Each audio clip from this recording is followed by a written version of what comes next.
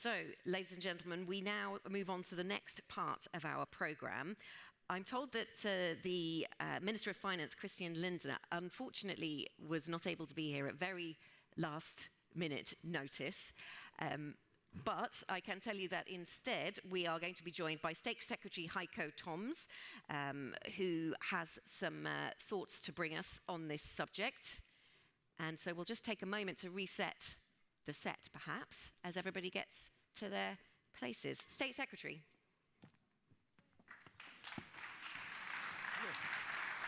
Hello. Hello, I'm Anna Edwards from Bloomberg News. This is such a last-minute change that we haven't actually had the chance to say hello. So it's very nice to meet you, and thank you so much. It's great to be here, and I want to apologize for not being Christian Lindner. I didn't think I was ever going to say that, but I know that you would have preferred seeing him here, and I only knew 15 minutes ago that I was going to be here, so please bear with me. Okay, yes, well, bear with both of us, because we're sort of rehearsing this in front of you all. So thank you very much for being with us, State Secretary. So what I was planning to do with the Minister of Finance was to talk about three things, so I'll run those past you, and so the audience knows where we're going in this short conversation. Financing development goals, the fiscal trade-offs that are involved in doing that, because it's all very well to have the high aspirations that everybody has for these development goals, but where the money comes from is an important matter there. And the international debt architecture, we've been talking about that a little bit already this morning, and so getting your thoughts from the German perspective on where we are there. So let's start with the development goals. We heard from the Chancellor about climate and the progress that's being made there, but the big challenges that still lie ahead. It seems that from the German political class, and actually from lots of Western governments, it's difficult to take people with you on the climate journey. And sometimes we see backsliding on climate policy here and in other countries as well. Why do you think it is so difficult to make the case for climate policies with your electorate? Well, let me first say something so that you see where I'm coming from. So at the Ministry of Finance, we do care about the Sustainable Development Goals quite a bit. I personally care, and I don't know who else was in the room when the SDGs were actually adopted. I was there, because that was my former field of expertise when I was working at the UN. So it's a priority for us. It's a priority for the German government as a whole. It's a priority for us. But of course, there are trade-offs, and the situation has not become easier. In particular, I mean, I don't need to talk about the pandemic. I told myself I will stop talking about the pandemic, but the Russian war of aggression is a factor. And of course, when I talk about trade-offs, military budgets are, of course, now on the agenda, much more than they were before. And this is a point I'm making also at our G20 meetings. I'm a German finance deputy for the G20, and we have to make clear each and every time that, of course, we would prefer spending this money on something else. Germany has contributed bilaterally alone more than 30 billion euros for Ukraine.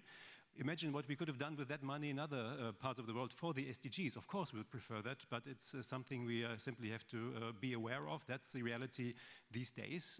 But that doesn't mean we're not committed to implementing the SDGs. It just hasn't become any easier. But as politicians, do you have a duty to do more, to take people with you, to explain to people why change is needed around climate, and to explain to them where the funding comes from, because that is also complicated?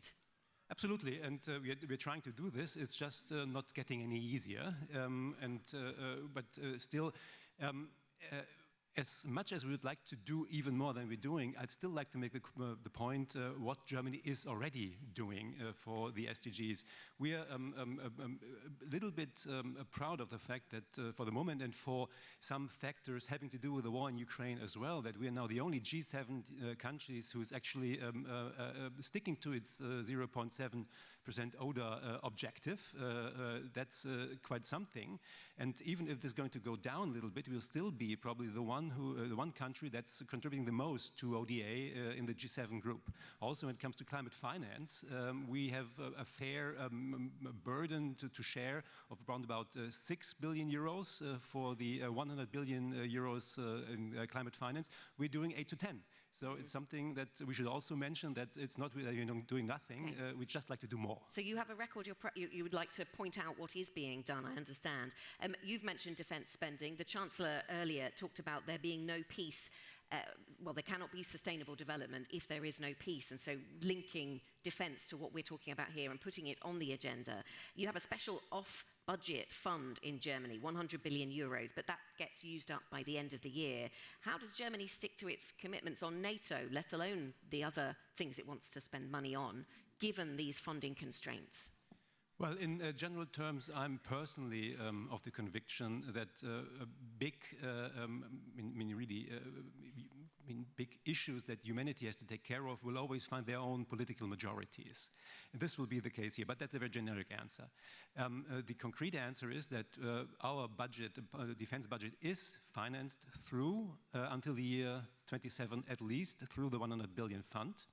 And as of 2028, we will have to find other solutions, but the government as a whole and the Minister of Finance is completely committed to doing that, and I think it can be done. But of course, it means reprioritizing some things we are doing now.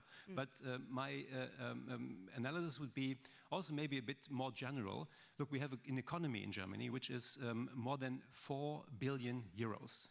We have a state quota, so percentage of government spending to GDP of around about 50%. That means government spending is 2 billion euros a year. That we can't find the space to finance our assistance to Ukraine and what we need to do for the SDGs. That's simply impossible for me to believe. Okay, billions and trillions to talk about this morning then.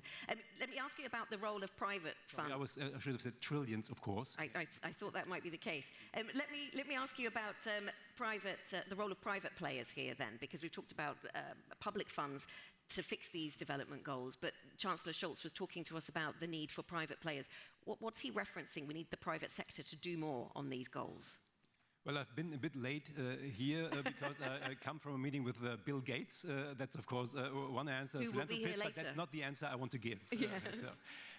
No, but clearly, public money will simply not be enough to achieve all the objectives that we would like to achieve. When it comes to climate finance, when it comes to the SDGs, we need to leverage the public money, or we probably need to leverage the private money with public money. And of course, some of the things are already happening. I believe you had just had a panel here with representatives from the World Bank. Yes.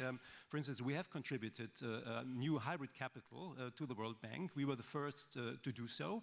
That's money that can be leveraged within the World Bank and reach up to 3 billion. But what we need to do, for instance, in order to mobilize more private funds is, for instance, to think more about blended finance. So, or first risk tranches that we can take with public money. These are answers, but there will be many answers to doing that. We need to mobilize more private capital, and I believe it also has to do a lot with governments in the recipient countries. We, of course, need to improve the structures that are there so that investing there also, in the end, is worth the while. Okay, and another thing that could be thought about is borrowing more, of course, by the countries that are able to do so, and that brings me to this conversation here in Germany. Of course, the debt limit much talked about, but there are many economists who would argue that it should be suspended for a period. Are you open to that conversation? Well, even if I were, I think it's a debate we don't need to have, because there is no political majority in Parliament to do that. It's a simple fact. So if you want to change the debt brake, you would need a two-thirds majority, which is simply not there. And I'm personally convinced I was the one who had to negotiate the new fiscal rules on the European level, so the Economic Governance Review, Stability and Growth Pact. So I've had my share of talking about debt rules from a European perspective. I believe it's extremely important that we have this anchor, because our situation is very different from that of any other area in the world. In Europe, we need this core that we are providing in Germany. Yes. To keep the euro stable. If we didn't do that, we would be in a much worse situation. Okay, and something else that some people think could affect the euro is use of Russian funds, frozen Russian assets. Have you received any details from the US about any proposal to use those funds? Is that something that you're open to, if you see the detail there? Because I know there's been resistance in Germany to use those funds to solve some of these polycrises we're talking about today. No, we are very open to do just that. You need to distinguish between the Russian assets as such, the money which is frozen, and using the proceeds that can be derived from those assets.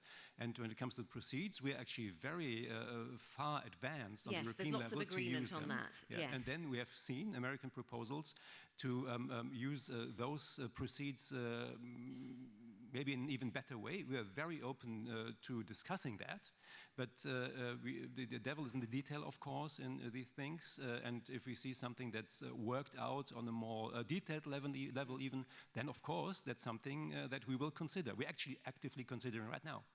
Using the assets themselves, or just the profits? No. Finding a different solution for the proceeds. So the assets themselves still not being considered? No, this is something that we will not touch. Okay, that's the German perspective. Can I move on to the third topic then, international debt architecture? We talked a little in our last conversation about the common framework that is now in place to bring China around the table with the Paris Club and to allow those conversations around global debt to carry on. It's not moving fast enough, a lot of people say. Is that the German perspective? I think that Christian Lindner, the finance minister, has talked about that. Well, the common framework, the G20 common framework, is the direction to go in our view at this point. It's not perfect, and it's certainly not moving fast enough. But there's also quite considerable progress. When you look at some countries in Africa where we have managed to restructure that within the common framework, these are success stories in our view. And when you look at the period of time spent between the IMF program and the actual restructuring, the time spent is shortening each and every time, which means that is something that the common framework has brought about. So we're quite positive about what we're seeing, but that doesn't mean it can't be improved. And you have mentioned China, of course. It is sometimes not an easy debate with the Chinese colleagues, although they're opening up to doing more in that framework as well. We were just having another conversation with the Mo Ibrahim Foundation, giving the African perspective on some of these issues and the way that the financial architecture is set up. And the argument we were hearing there is that a paradigm shift is needed, that there needs to be more room for African voices and other Global South voices to be at the table during these conversations. Would you like to see more of that? Yes, and we're actively working on it. You know that in general terms, in the G20, we have now included the African Union, which is a very positive step in our view. Also, within the G20, we have the Compact with Africa. I'm personally the co-chair of the Africa Advisory Group, where we work with a group of African countries on structural reforms. And these are all small, not very visible, but still important success stories. Okay. State Secretary Heiko Thoms, thank you very much for being with us at short notice. Thank you.